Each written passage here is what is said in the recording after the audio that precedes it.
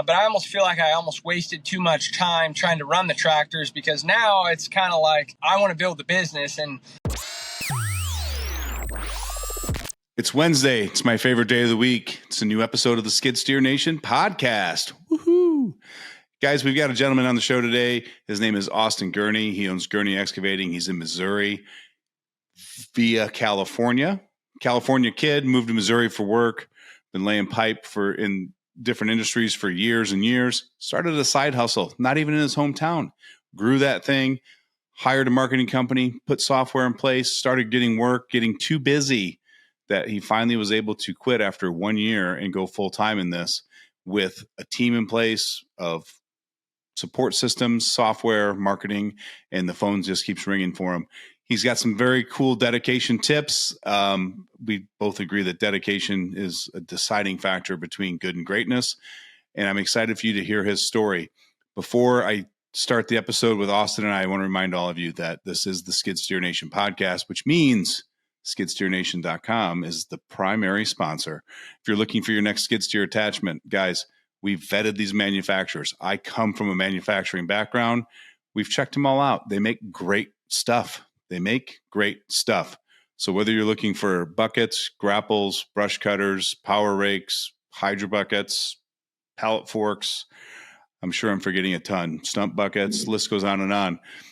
The stuff you see on our website, I'd buy it. That's why I can tell you is we've done the homework for you. We're not just throwing things out there because that's got good profit margins. We make sure that these things are built to last for hardworking construction professionals, not just homeowners. So check out skidsteernation.com for your next skid steer attachment. And guys, I'm so excited to talk to you about throttled up marketing for just 30 seconds. As you know, we started a marketing company at the end of last year. We've been doing this for 7-8 years. There's 7-8 months now, working with a lot of great business owners, getting some really, really good results for their business, beautiful websites, Google business profiles, leads, automations, the whole 9 yards. What we found by doing this with the customers and clients we've had is that a lot of guys have a lot of questions about operating their business when the marketing starts working. The cracks in the systems, the software, the processes, the lead handling, time management, all that stuff shows up when you get busy. We are now launching a brand new offer. It's going to be a 90-day sprint, 90-day challenge, whatever you want to call it. This 90-day program, you get to work one-on-one with myself and with Clay, one-on-one consulting calls, group consulting calls with the other businesses that are in your industry, and our entire marketing team building out a full massive website, dialing in Google business profiles, setting up review campaigns, getting automations in place, giving you yard sign templates, flyers, brochures, giving you everything you need to have a great marketing presence in the industry, and we'll do it all in 90 days. At the end of the 90 days, we can keep working together, or you can go your own way and take what we built for you and the knowledge you learned from us and go grow your business on your own. It doesn't matter which way you choose. We just want to help you. If you're interested in learning more about this 90-day sprint challenge, the link will be in the show notes. Click on that, schedule a call. You'll talk to me directly. Nobody else, just me. That was definitely longer than 30 seconds, so I apologize for that. Guys, Austin Gurney and I, great conversation. Enjoy the show. Thank you so much for being a listener. And one last little ask is if you could share or like this episode, that would be amazing. Have a great day. Man. good. How's it going, man? I'm doing great. Thanks for joining us today. Yeah, no problem. Hey, is it looking clear? I canceled the last one because I was down at the lake house and I didn't really have any service, and now I'm on a job kind of out here in the Ozarks, and I don't really have service either. But if it'll work, it'll work. I think you're good, man. Okay, good. Yeah, I think you're good. So you said down in the Ozarks? Yeah, so I'm down in southwest Missouri between Joplin and Springfield. Oh, very nice, man. Yeah. Awesome. And you're kind of new to the business, I see. Last year? Yeah, so actually I moved out here in December of 2023. I came from California, and I got on with a union company out here in Springfield, and was having a real hard time with the pace adjustment. So I figured I'd go for it. I love it, man. I love it. How's it going for you? It's going really good. Today is actually day 2 of full time. Oh, really? Yeah, going for it. I'm rooting you on, man. I'm rooting you on. Yeah. That's so cool. What were you doing before this was full time? Were you working this part time and then doing some other work? Did I lose you? Yeah, so I've actually been a production mainline digger for an outfit in California. I worked there for 3 years, and then I came here and I did the same thing. I was we put in deep sewer and water and stuff like that. So I've been around tractors for a while, but I was doing that 4 days a week, 10 hours a day, and then actually June 30th, I had family fly in from California that wanted to come visit, and that was the first day that I had taken off for, I don't know, probably 3 months. So I've been busy, really busy. Yeah, that's awesome. Yeah. So what made you take the plunge into starting your own business last year? Well, I've always wanted to. I've always had a real interest with tractors, and that was always kind of the goal. But I always wanted to be really good at everything before I made that move. And I don't know. I don't think it's really a mistake because I can run just about anything very proficiently. But I almost feel like I almost wasted too much time trying to run the tractors, because now it's kind of like I'm looking at the bigger picture, and I don't really want to spend that much more time in I want to build the business, and I don't really know all that much about the business. I should have put more focus towards that instead of running the tractors and doing the work and all that. If that makes any sense. It makes total sense, man. I work with so many business owners that are less than 2 years old, and it's the same thing, right? They focused all becoming a good technician. And then when they start a business, they're like, oh, I'm super green in these areas of business ownership. Yeah, exactly. It's very common, man. Yeah. Like when I first started. Go ahead. Like the work for me is 100% the easiest part. I mean, when I get to the job, that's the easy part. But being the salesman and customer service and the paperwork and everything else, I don't struggle. I mean, I have it down pretty well for how long I've been doing it, but it's definitely a lot tougher. I mean, figuring out the marketing and everything that comes with it. When I get to the job, it's easy. Yeah. And that's the stuff that nobody thinks about, right? Like you think you can go work 40, 50 hours a week in the field. Well, if you do work 40 hours a week in the field, you've got another 30 hours back at the office or in the shop or somewhere, whether it be maintenance, paperwork, estimates, billing, phone calls. So in order to work a 40-hour work week, you could literally only dig dirt 20 hours because you'd have to do 20 hours of, Exactly. And most guys don't make enough money in 20 hours of digging dirt. So they grind out with 60, 70, 80-hour weeks, 100-hour weeks. Yep.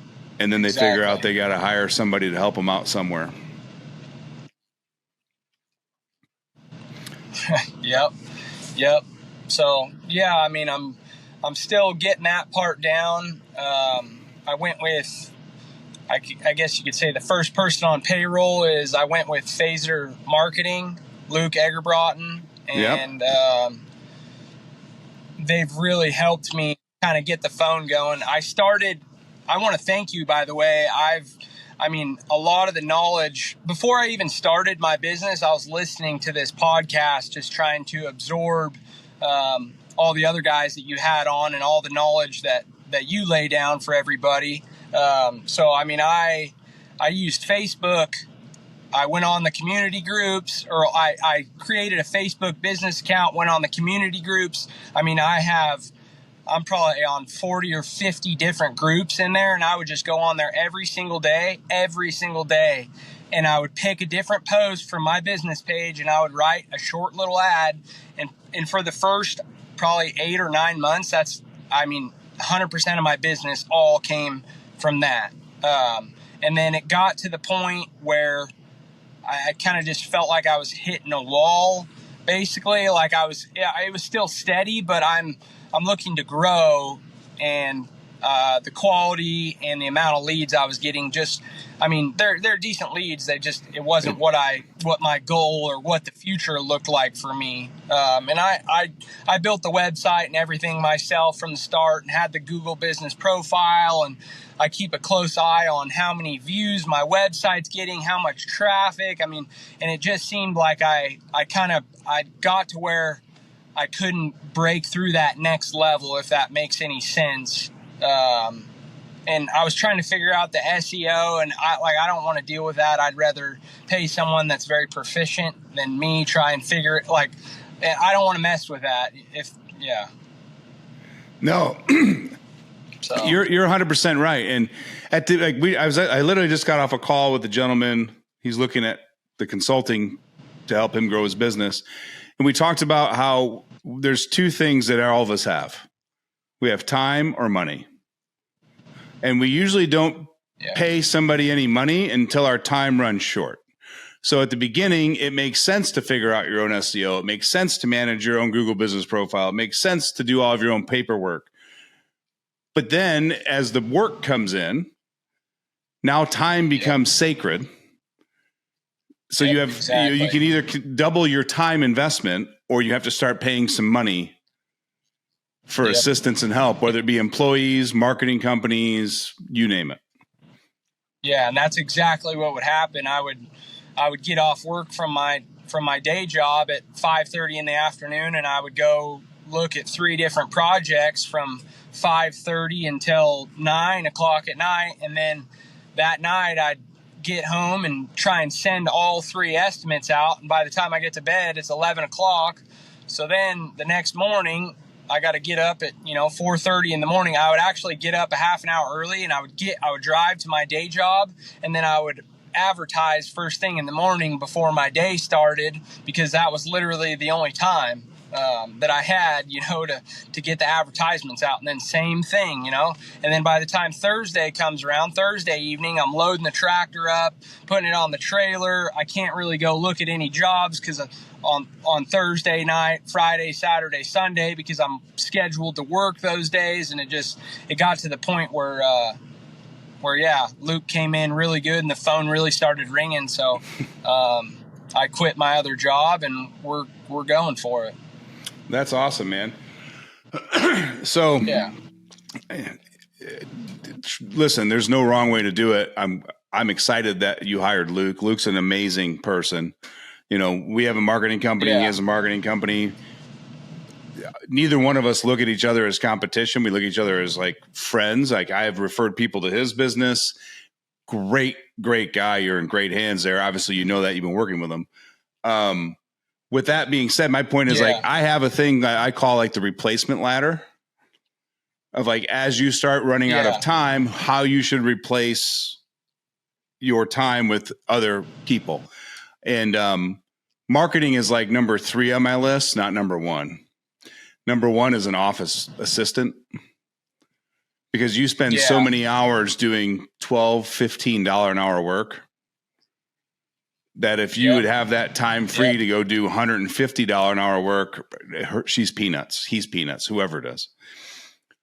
I also find that when you hire that office assistant, whether it's part-time or full-time, at home, and it doesn't matter where they're at, it forces you to start creating processes on how to operate your business.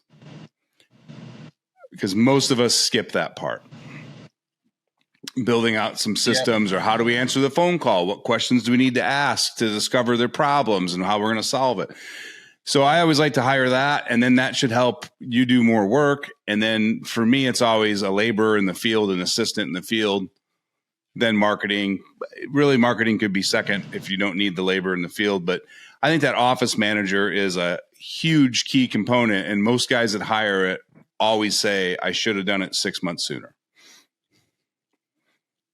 Yeah. And I definitely agree. I mean, the only thing that does help me with that is I do use, like, for estimates and stuff like that, Jobber helps me a ton. I want to give a shout out to them. I love that Jobber app. I mean, because at the beginning I was trying to type out all my quotes and do all kinds of goofy stuff, and that Jobber app, I mean, shout out to them. It's 100% worth it. Oops. Yeah. Just getting any software to give you clear visibility, ease of use, estimate development, customer follow-up. I mean, you've got Jobber, you've got Marquate, you've got Go High Level, you've got a bunch of them out there. Yep. I mean, like, you fell in love with Jobber, it fit your need. Awesome. I know guys that swear by other ones. So I always tell guys, and this isn't for you, this is for the audience, right? Like, I always tell guys, don't get so focused on which CRM to pick. Just pick one, because it's going to make your life easier. Yeah, 100%. I always think of it like, how much would it cost if I had to pay someone to do all the tasks that it does for me? Like, way more than, I mean, I think the one that I use is like $50 a month or something. Like, that's nothing. Right. That's nothing. No, and then to have access to all that data at your disposal to pull some reports, to export customer lists, you just got, it's a central hub for your notes, your estimates, your invoices, and it just makes life a lot easier instead of trying to run things off spreadsheets, notebooks, your head. Yeah, absolutely. So, absolutely, man. Just out of curiosity, in Missouri area, what marketing is working best for you? Are you seeing more coming from social, paid ads? Are you seeing it more organic, referral? At the stage I'm at, I'm just starting to get referrals from past customers. Like I said, I took my first job like the beginning of June 2024. So we're just about a year in. So I've gotten a couple referrals, but right now, the local service ads that Luke is running for me seem to be doing really well. I still get a couple hits a day from Facebook, but those local service ads seem to be doing really well. And I always try, if a customer calls me and it doesn't say this is a call from Google, I always ask them, how did you hear about us? So I can kind of save that in my head. And I mean, most of the time, if it's not local service ads, it's just they saw something on Facebook. But what really blows my mind is, like I said, I'm sharing on all these community groups. I get to see how many eyes see it every day. Like on a good day, it's like 10, 12,000 eyes actually see the post. And I can't tell you how many people have said, I've been looking for someone to do this for 6 months, or I've had this many people come out and I approve their quote and then they don't answer the phone. And it's like, I don't understand how they're not seeing it, especially when I'm posting it every single day. I don't know. It's kind of crazy how it works. Well, it's the Facebook algorithm, man. I own a private group that we've built for Skid Steer Nation. And if we post in it as the owner of the group, it still only reaches like 1% of the audience. I don't know. I don't understand the algorithm. Yeah, me neither. It's tough, tricky to figure out. Super tricky. I've just come to the conclusion, and like, this is social media net platforms were designed to keep people's attention and learn about people and things in their area, right? It's not meant for you to sell your service. So the guys we work with, we won't do any posting on social for them, but I teach them how to post properly. And it's super simple, man. Problem, solution, outcome. If you follow that framework for all of your posts, hey, met with Janie last week and she's having an issue where water's rolling back towards her home and not flowing out to the culvert. We discussed and came up with a plan to regrade and shape this and lay down sod and get the water flowing in this direction. Once we completed the work, you can see the shape's completely different. She'll never have to worry about water flooding her basement again. That's more engaging to someone reading that because it's kind of story format versus saying, we fix bad drainage, call us today. Yeah, exactly. I wanted to share a little something with you. Like I said, I've been kind of messing around on Facebook, and, everyone types up the same ads, like, posts a picture, a reel, whatever, shares it, says, check this out, just like you just said. And I've been doing that for so long, and I was listening to Keaton Turner's Per Diem podcast, and he had he kind of talked about advertising, and he said that he never advertised looking for customers. He was always looking for people to work for him, basically. So my brain started rolling around, and I was thinking about it, and I made up a post, and it said, what did it say? It said, if you had, 2 or 3 days to use our services for free 100%, what would you pick? And I listed out a bunch of services. And on that one ad, I posted it in every group. And in one group, there was like 40 comments on it, where I posted the same exact picture a week before with different writing, and there was 0 engagement. It's just crazy the little things that you change will really get people going. Absolutely. And that's in all areas as a business owner, right? Like, the worst thing you can say on site is, yeah, we can do that. It's the worst thing you can say, in my opinion. Yep. Dig deeper. Why do they have this problem? What are they really trying to solve? Because then when you provide them a, yes, we can do that in full, you can connect with them on their level of what they're needing. Yep. So that's awesome, man. You've got a discipline that reminds me of my good friend Lee, where time was short when you were working full time, and you knew the certain things you had to do every day, and by hell or high water, you were going to get those done. And I think that, to me, is the driving difference between guys that are good and guys that can become great. Yeah. I tend to think I'm pretty disciplined myself in most categories of life. But yeah, I think discipline goes a really long way, especially in this day and age. It's easy to get distracted in this day and age, isn't it? Oh man, yeah.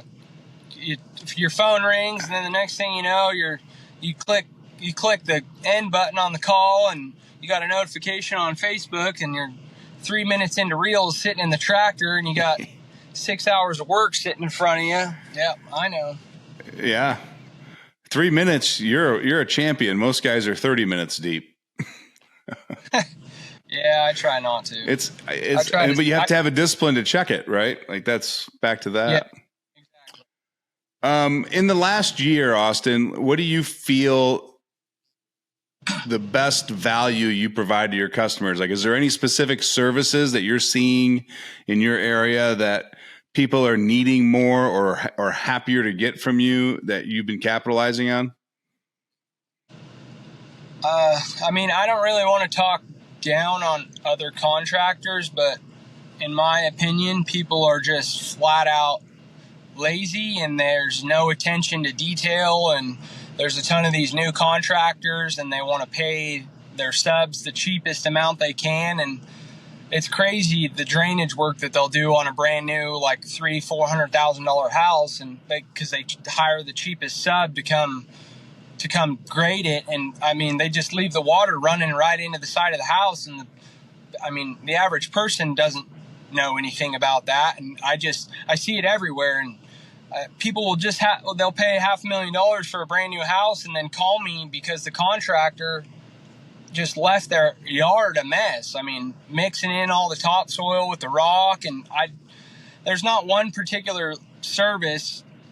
Really the plan for me is to get in. I want to build a pretty large company for the most part. So I want to do a range of different things. So I'm kind of setting myself up for all those services, if that makes any sense. So there's not really a niche that I have, if that makes any sense. I do a lot of drainage work, topsoil, yard stuff like that. But I also do, clearing and put utilities in the ground and stuff like that. But I'd probably say just grading and doing drainage and stuff like that. Well, you can get real big being a grading and drainage contractor. Oh yeah. And we had some huge rains out here this spring, and my phone would just ring and ring and ring, and I just kept advertising every single day for drainage work, and it just kept coming and kept coming and kept coming, and now I'm on with a local contractor that builds houses in the area, and he's been giving me a ton of finish grade and stuff like that, because all the previous guys he's had, they have to come back and fix the yard so many times because they don't understand that water has to flow away from the house. I don't know. Maybe, I don't know. It happens a lot, though. I feel like business ownership today is harder than it's ever been and easier at the same point. It's hard because there's so many channels to get your message out on. It's like you feel overwhelmed because you've got TikTok and Facebook and Google and flyers and websites, and the list just goes on. It feels overwhelming. And then you got to manage all of that, and you got to talk to customers. It feels difficult for one man. But at the same point, it's so simple, because if you literally answer the phone call, show up when you say you're going to show up, and stay in communication with the customer, you cannot fail because nobody does it. Yep. Like it's almost becoming a black eye in our industry that the industry as a whole is getting known for fly by night. Like you talked about, I said yes to the estimate. Now I can't get a hold of the guy to do the work. Baffling. Yeah. I've got a ton of compliments on that. And the Jobber app helps a ton, because I'll show up, I'll show up the day that they call me, and then I'll send an estimate out that night. And then once they approve the quote, I'll send over a booking confirmation, and then the day before the job happens, it sends them a reminder, and then I show up, do the work, and people always compliment how they've never even seen anything like that. They've never had anyone send them anything like that or anything. So I think that goes a long way when you can do that. I agree with you. I think having a minimum level of professionalism. You don't have to be the top 2%, but you have to have a minimum level of professionalism. Like, is your equipment job site dirty from the day or job site dirty from the month? Big difference, right? Your clothes, job site dirty from the day, or like, I haven't washed my pants in a week. Big difference. Yeah. Exactly. You're wearing a collared shirt and a hat. I doubt you wear that in the tractor, but you put it on for estimates, the interview. Like, you just have some basic level of baseline. I got such a tangent on that. I kind of forgot where I was going with that. But yeah, some basic level of professionalism and just a little bit of caring about your customers and not just the wallet. Right? Like, what serves them best, even if it's $1,000 less, but this is what they actually need. And if you care about your customers this much and give them what they need and not try to take advantage of them, they'll be your biggest spokesperson for years to come. Oh, 100%, 100%. And I've had multiple return clients just for that reason. So yeah, couldn't agree more. Yeah. And again, if you break down this industry, it's super simple. Do what you're going to do. Do what you say you'll do. Show up when you say you're going to show up, and provide a service that actually shows you care about your customer, and the rest of it will work itself out. Yep, 100%. I live by that. Yeah, like whether you have to do your Facebook marketing every day or pay for the Google local service ads to get the phone ringing, or which CRM, all of that is just like noise that does make a difference. But if it takes away from those 3 core pillars, then you don't need it, in my opinion. You got to dial those 3 pillars in first. Yep. I agree. And I think you're going to see businesses, and you're actually seeing it now. Businesses are implementing so much AI that humans don't even want to deal with the company because it's so robotic. As far as like, I had a guy reading a post the other day. This guy called a service company, not excavation, different service, and the AI receptionist asked the guy to spell his first and last name.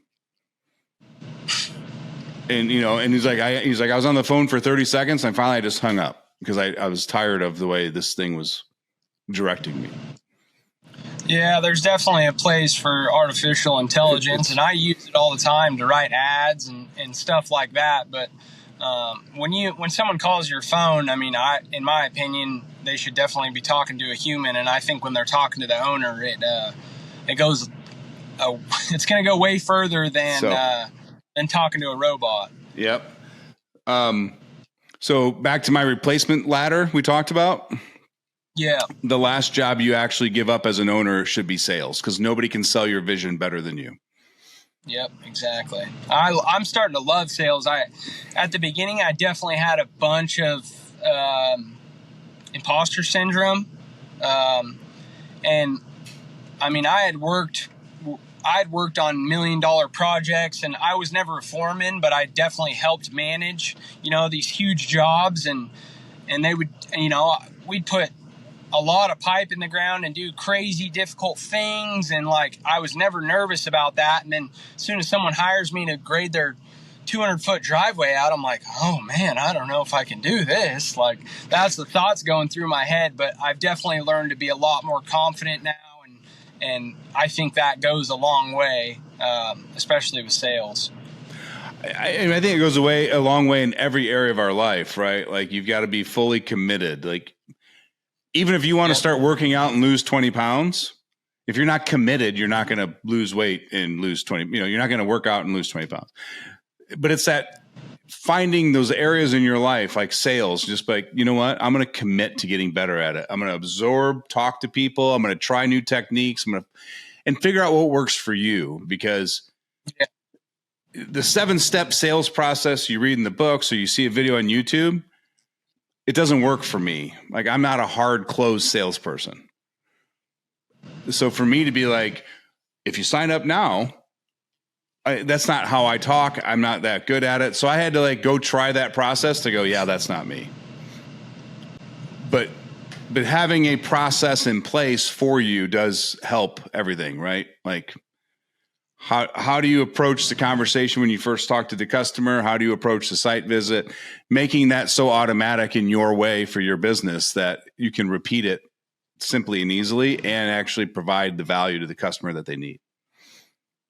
Yep. Couldn't agree more. Yeah. How big do you want to take this thing, Austin? Pretty big, I think. I mean, not 100 million, but I mean, I definitely I want to change some lives of the people that work for me. I mean, I want to grow a big successful business in the area that I live that can raise money in the community, that can give people better lives. Yeah, I'd like to make a sizable company, and it's really not about the money. I'd say it's maybe more about the legacy. Yeah, I'd like to be pretty good sized. I think that's what I was meant to do, possibly.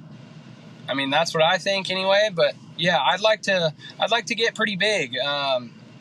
It seems like every stage of my life, I say, oh, I want to get to here, and then I get there, and I always want more. So if I can just keep going the way that I am, I think I can grow to be a big or good sized successful business. And I'd really love to help other people and change lives in the community.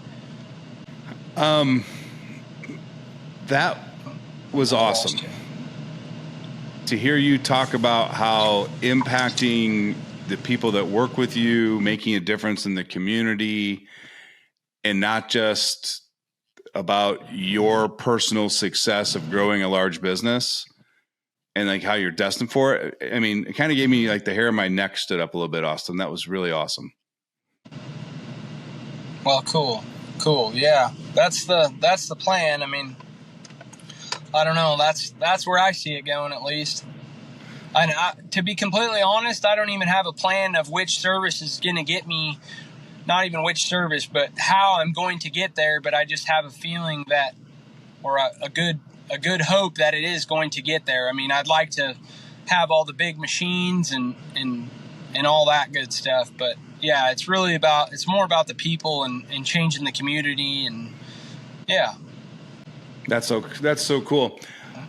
Yeah. And you know, where you're living at in Missouri with the landscaping that's there and the hills and all that, drainage will never go away. No, never.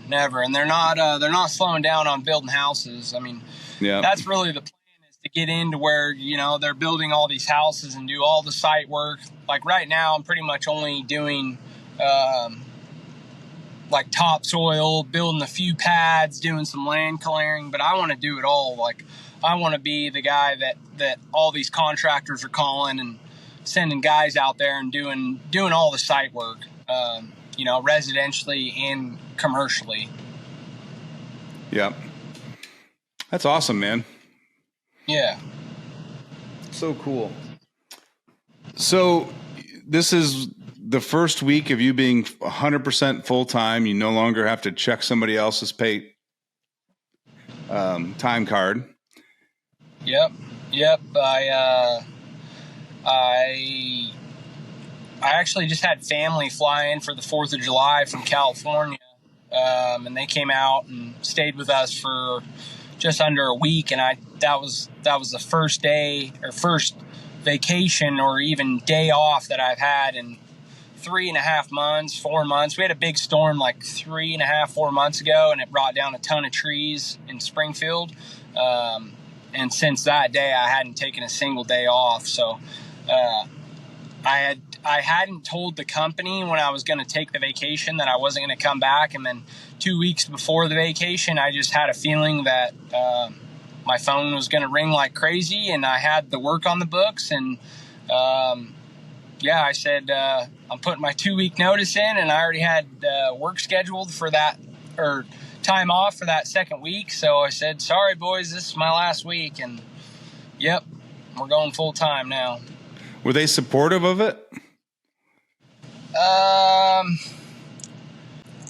No, I wouldn't say they were supportive. I mean, it was a good company. They treated me really well. I mean, it was just, I think that company was kind of slowing down themselves. They've been around for a while, and they just missed out on a big bid, and they had to lay a bunch of guys off, and it was kind of a really weird time for that company, and they ended up keeping me around. And I think they knew it was coming, because, you know, sometimes I'd have my trailer with me and have the machine with me, you know, like going to do a little job after work. And I mean, all the workers, you know, were asking me. I never talked to the foreman or anything about it. But they knew it was coming. Yeah. I've heard it from so many different people. I don't remember who originally started this, but it's good advice for business owners as you're growing your business. And that's the reason I asked you about that company, is because if they're not excited for you, then they're definitely not the right company to stay with, even if you didn't want to leave, right? Like, they should be always wanting better for you. And I think the advice that I heard, and I'm sure I've said it in the past, was train your employees so they can go start their own business, and treat them so well they don't want to leave. Yeah, exactly. And I mean, coming from California, the company that I work for out there, I mean, we put in, on a good day, like 1,000 feet of pipe. And then coming out here, I mean, a good day out here was maybe 100 feet if everything went perfectly. So it was a dramatic pace change. And I mean, I don't know how many times I heard the workers say, well, we get paid by the hour, so we're not in a big rush. It was just a whole different dynamic and culture, and I don't know, it was different. And I don't want to say I'm the best operator that ever lived or anything like that, but coming from the scale of guys that I come from in California, where everyone was very competitive, like the guys that were my age, I mean, we were very competitive. Like, we're calling each other at the end of the day, like, how many feet did you get today? You know, how much, you know? And then here it's like I kind of went straight to the top. Like, I just went straight to the top of the company when it came to operators, and it wasn't fun anymore. Like, I know a lot of guys say, oh, I don't like to get yelled at, but like, when I was working in California and the radios were going off and people were getting yelled at and I missed that. Like, I loved that. I loved that real high pace. And like, and then here it's like, I never even heard someone even yell, not even one time. It's like, is it always like this? Like, I don't know. It was really hard to get used to. Obviously I never got used to it. Yeah. I'll tell you what, you're still in the Midwest. You head down over to Tennessee and south of that. And that's where we get into the region that I like to call Southern time. And that's when shit moves real fucking slow. Yeah. It's super easy to be successful in that region if you come back with the Midwest and those high value work ethics. Yeah. Because those boys down there are like, well, we'll get to it when we get to it. And there's like nothing, there's just nothing that rattles them and nothing that makes them hustle, man. They're just, all right. Yep, one speed.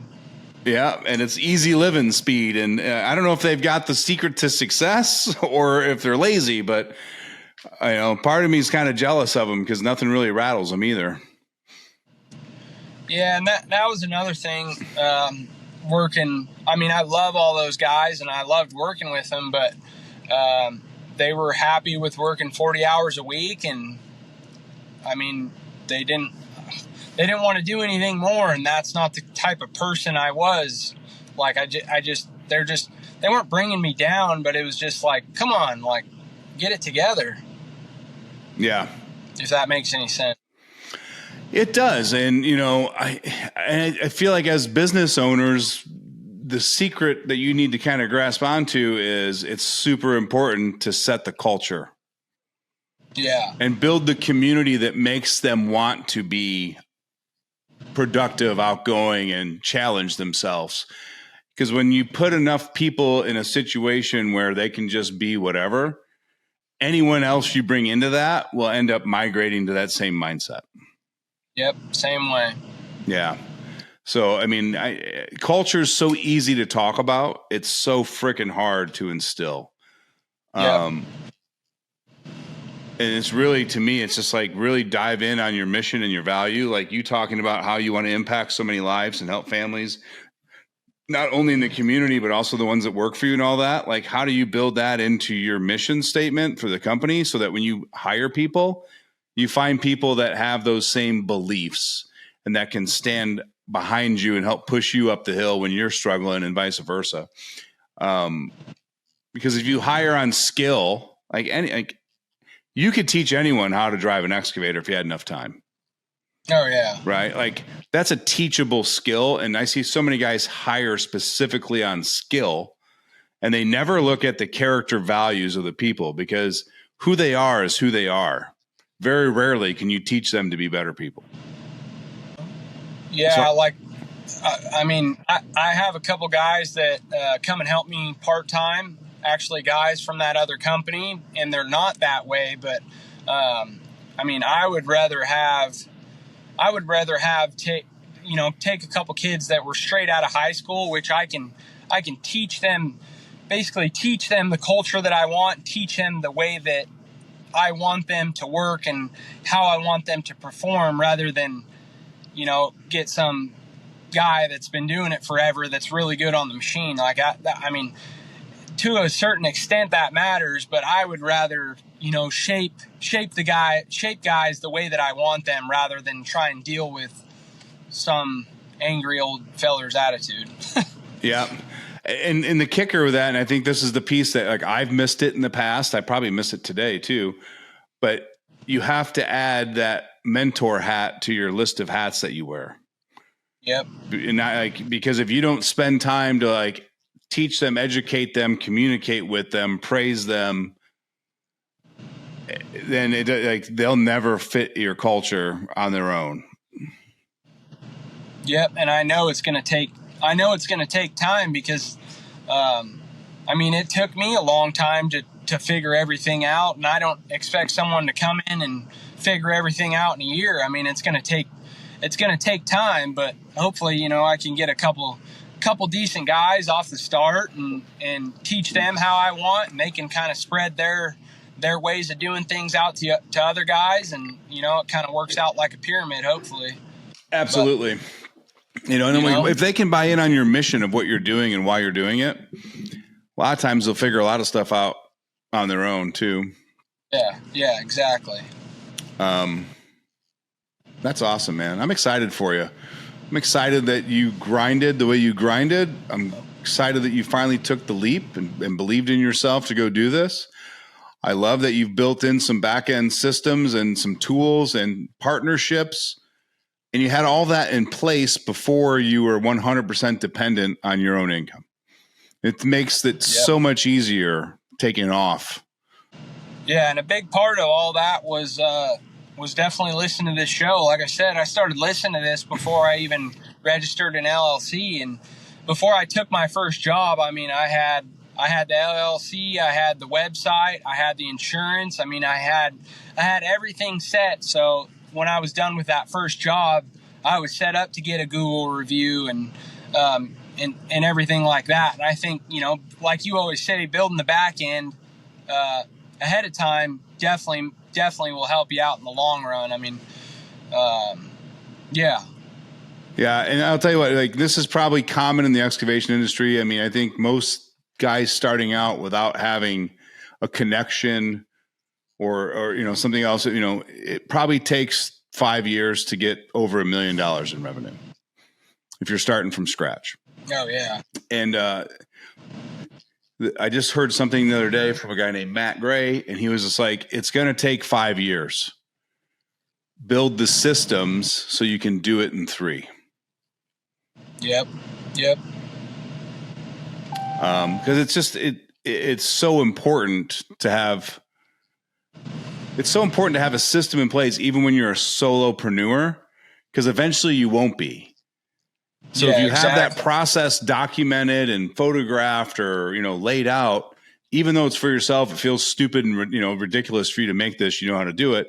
But what happens when the new person gets hired on? What do they have to help guide them and train and get them up to speed? They either have you or they have the documents you created. So I don't know if this will be helpful for you or not, but there's a thing. I always say, just use your phone camera and just record yourself doing everything, whether it be in the field, in the office, or whatever, and then upload all those videos into Google Drive. And then you could literally transcribe them with AI, or you could have your first employee in the office, kind of like if you took a video of you doing follow-up processes or report reading in Jobber, that video can then turn into a step-by-step transcript, which then can turn into part of the playbook. And then you just give that video to the office manager when you hire one and tell her, hey, I need all these transcribed. I need them built into a book. You let them build their own training book, and they're learning how to do it while they organize your shit. Yeah, I've heard you say that before, and I think that's a great idea. And it's so simple when none of us do it, right? But we use a software called Loom. It's Loom. It's just a screen recording software on your computer. I'm sure it works on your phone too, but because we're more desk related.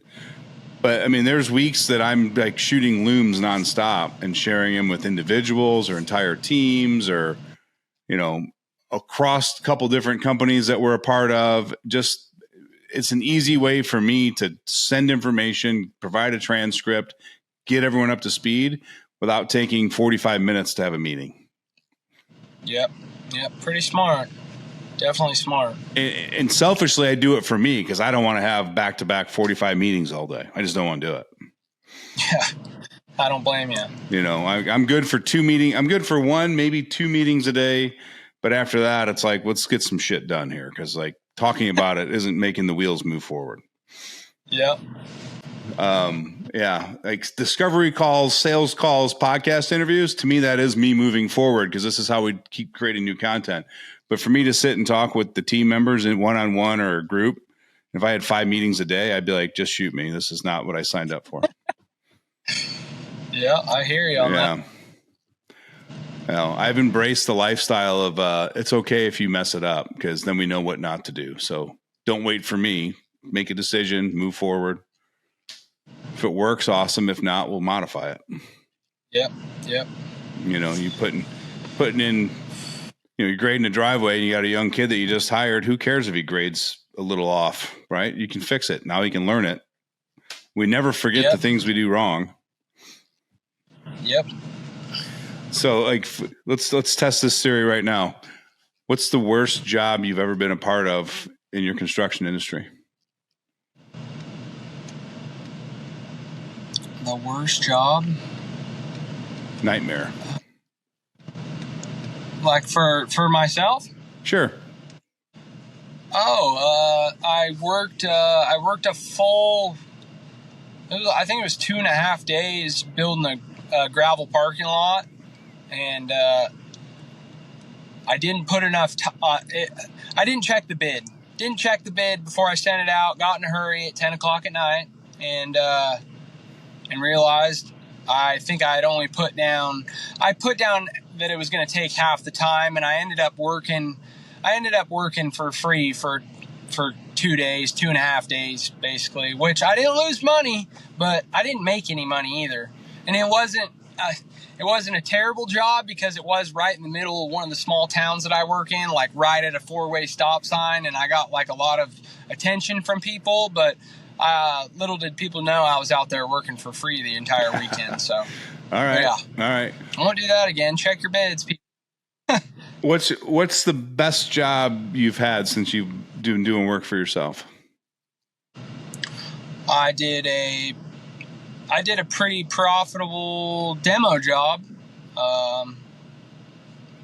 You want me to go into detail, or how do you want? No, the really awesome. What I was trying to show you is that we remember the bad shit a lot faster than the good stuff.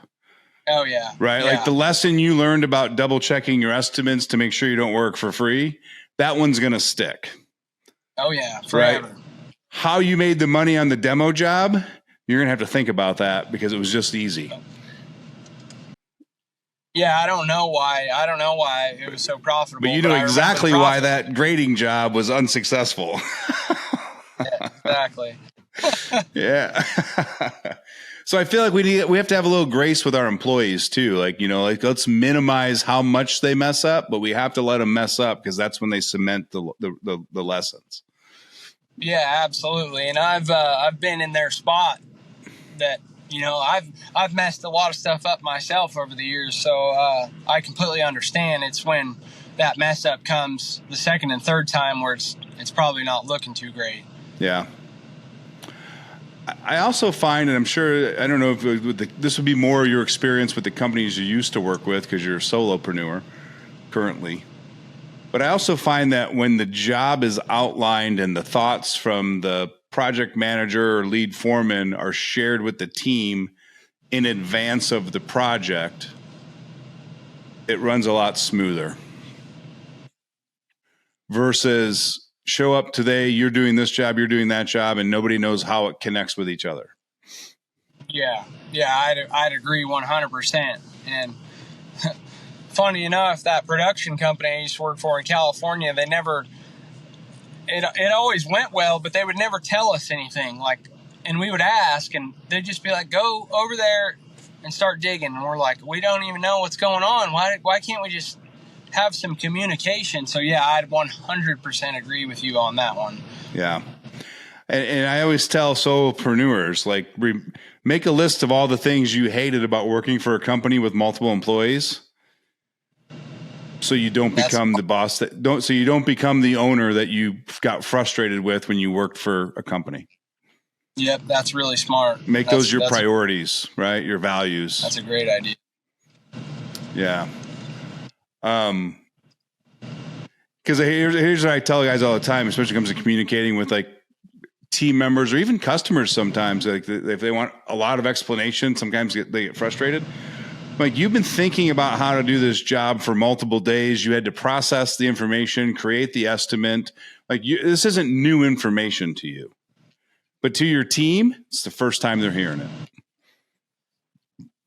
Yeah, they have no idea what's going on, and you've been thinking about it in your head for the last 4 or 5 days of what guy's going to do this and what guy's going to do that, and yeah, and they have no idea, and you think, oh, I mean, you got it all laid out in your head, and they literally have zero idea. So yeah, you definitely have to be transparent and just tell everyone what's going on. That's good. I never really thought of it that way. Yeah, and then so like I just add 24 hours. So if you're going to do a new project tomorrow, share the information about that project today, so those guys can think about it, sleep on it, and come back the next morning with good questions. That's a great idea. I've never thought about it that way. So yeah, that's a great idea. It gives me a whole different perspective. Yeah, because like you're hearing it for the first time, right? Like, yeah. And then you're all excited about it. You're like, so what do you guys think? And they're going, I'm still processing. I have no idea. Yeah. Even if you do try and run through all that stuff with them, they're so overwhelmed. I mean, they don't even. Yeah, that's a great idea. It's very smart. So, and I learned that basically reading between the lines, Amazon, whenever they schedule a meeting, it's about one specific topic, and the outline is sent out a day in advance. And so they don't have to spend 30 minutes getting everybody, like they're respecting everybody's time, and they don't want dumb questions. And like, if you don't send your agenda out in advance, they cancel the meeting. Yeah, that's really smart. I think I listened to a podcast about Bezos talking about that, I think, if I can remember correctly. Yeah. They also had a no PowerPoints rule. Like you weren't going to rely on like regurgitate information from a PowerPoint, which in the corporate world, that makes total sense. But in the real world, the lesson I learned from those conversations was like, don't share information for the first time and expect great feedback. Share the information, give them time to process the information, and then you can have a more detailed conversation to start getting the feedback and making good decisions as a team. Yeah. Yeah, 100%. So, awesome, man. What is one thing that you wish you knew a year ago that you know now? Well, I wish I maybe would have had a little bit better idea of how hard this would actually be. I knew it was going to be hard, but I didn't know it was going to be hard to this level of hard, which it's kind of weird saying it, but I mean, some days are really hard and most days are hard, but it's really, I don't know, it's hard to describe, but it doesn't ever really get any easier. And I think people have this idea of, oh, once I get to this stage, it's going to be, there's always so much to learn and there's so much to learn, so much more. And I don't know. That's kind of a tough one. Do you remember that video on YouTube? It was probably like 5 years ago during COVID when that guy was talking about the crazy hot matrix when it comes to women. Like, this is your no-go zone. Yeah, and like it had a curve, right? It just... Oh, you cut out. Do you remember seeing that video though? It had like the curve, the crazy hot matrix, and this is the friend zone, the no-go zone. This is the super crazy zone. I always associate like business ownership to following that same philosophy, right? Like the problems you had a year ago getting off the ground seem minuscule today, a year later. But the problems actually magnify and get bigger. So when you hire 2 employees and you hit 1 million and you do this, those problems at 1 million seem enormous. They're going to be laughable when you're at 5 million. Yep, I would agree 100%.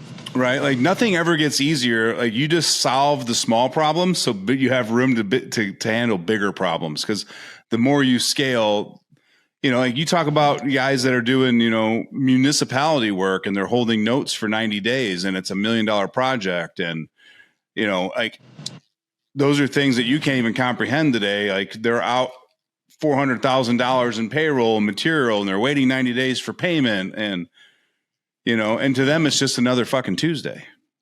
Yeah, literally. Yeah. No, I try and think about it. I try to prepare myself the best I can, but I mean, you can't prepare for everything. That's for sure. No, but I think there's that intelligent size of like, hey, what size project can we scale to this year? with our team and our growth and all that. You know, like you're in no place to go bid a $25 million project, right? Like you would fail tomorrow and you go bankrupt even quicker. Yeah, exactly. I mean, I wouldn't even have access to even start the project, basically, you know, right? Money-wise. So it's, you know, and I feel like that's the one thing that creating that escalation step of like, all right, this year our biggest project was $35,000. Next year I want to do an $80,000 or $100,000 project. We have this much money in the bank. If they don't pay us for 45 days, we'll be fine. But it gives us a new experience. It breaks us into a whole new market. It's, you know, not just the basic light commercial. It's like lower end commercial. And you just learn from that. And then you can go to a $250,000 job or this job. And, you know, but you've got to take those steps, those benchmarks along the way, not just jump into the deep end, in my opinion. Yeah, no, I always wonder about those guys that just take a huge risk and go and get $1 million loan and hire all these guys and bid a project and somehow make it work. I'm like, those guys are crazy. Like, I don't know how they do it. Well, and in my opinion, this is my own 2 cents. It's not factual. You only hear the stories about that from the successful ones, because the unsuccessful ones are working 12 hours a day as an operator on a company because they don't have a business. Yeah, exactly. So exactly, it's a skewed perspective when you hear those stories, because you're not hearing the negative stories, which probably far outweighs the positive stories of that. But so, well, that's awesome, man. Well, Austin, I can't thank you enough for taking time. I know you're out on a job site. We've had a little connection problems. I love that, because like you're out working and you took time to talk to me, share your story, your wisdom, your knowledge with the audience. I think the biggest key to this podcast is that, hey man, we're not alone. Whether you're at the beginning of the journey, the middle of the journey, towards the end of the journey, there's guys out there doing the same shit, dealing with the same problems, and our problems are not unique. And the sooner we realize we don't have unique problems, the easier it is to go find people to help us answer those issues. Yep. You broke up right as soon as I finished my little statement. You're like, went frozen. I think I got the gist of it. Well, thank you. I really appreciated it, and like I said, I've learned a ton from you and all the guys that have came on. And yeah, I've recommended this podcast to, I don't know, probably 10 different people that were thinking about starting businesses. Even if it was a different type of business, there's a lot of information to take in, and a lot of good helping factors. So that's awesome, man. I'm glad to hear that. I appreciate that. If anything Skid Steer Nation could ever do for you, Austin, we appreciate you being a guest on the show. So we're here for you and support you and push you forward. Guys, if you're listening to the show, don't forget, man, every day is a grind. Have a little discipline. Set your benchmarks for the basic things. Are you posting every day? Are you following up with customers every day? You know, are you looking into the new software that you need? Or are you building a better list of questions that you're going to ask for the next hire that you hire? It doesn't have to be day one basics. There should be a process for everything you grow in your business. And are you improving 1% all the time? Because if you are, you'll be unstoppable. Until next week, guys, keep working hard, keep grinding. Austin, thank you so much again for sharing your story, and we'll talk to you guys soon.